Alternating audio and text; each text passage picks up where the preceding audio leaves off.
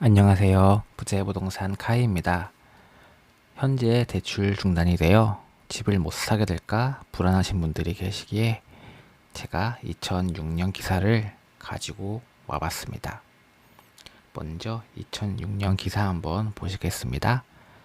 주택담보대출 사실상 중단이라는 기사고요. 2006년 11월 17일자 기사입니다.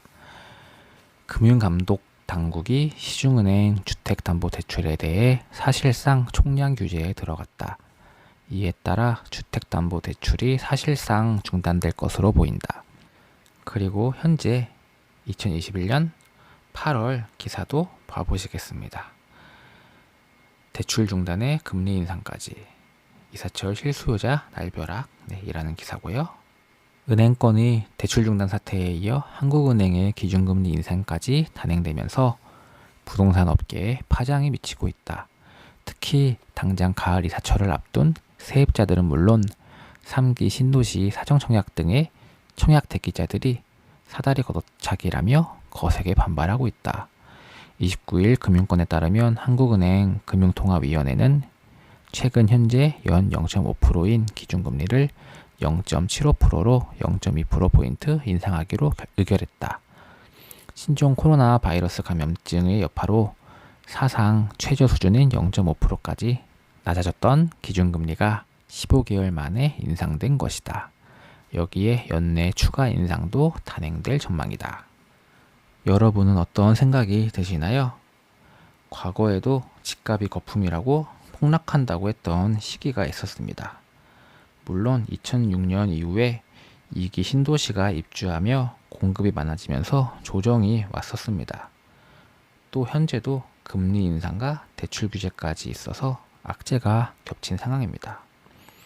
그렇지만 2006년 조정이 왔다고 해서 1998년 당시 가격으로 돌아간 건 아니었습니다.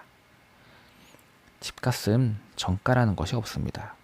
공급이 많고 금리가 높고 대출을 조금밖에 받을 수 없고 언제든지 집을 살 수 있다고 생각할 때 내려가게 됩니다. 또 경제 위기가 왔을 때 내려가게 됩니다. 하지만 경제 위기가 왔다고 해서 월세를 안 내고 살 수 있는 것도 아니고 공급이 많고 금리가 높다고 해서 전세를 무료로 거주할 수 있는 것도 아닙니다. 우리 가족의 보금자리를 마련하는 것이라면 뉴스나 기사를 보며 단기적으로 접근하시지 않으셨으면 좋겠습니다. 올해나 내년에 실거주할 집을 마련하실 계획이었더라면 알맞은 집을 구입하셔도 됩니다.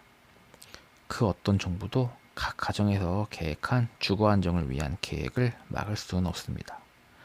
향후 조정이 온다 해도 20년, 30년 사실 집이라면 지금 가격보다는 올라 있을 확률이 훨씬 더 높은 만큼 너무 겁먹지 않으셨으면 좋겠습니다. 그래서 2006년 당시 기사를 한번 가지고 와서 알려드렸습니다. 오늘 영상은 여기까지고요. 카이였습니다. 감사합니다.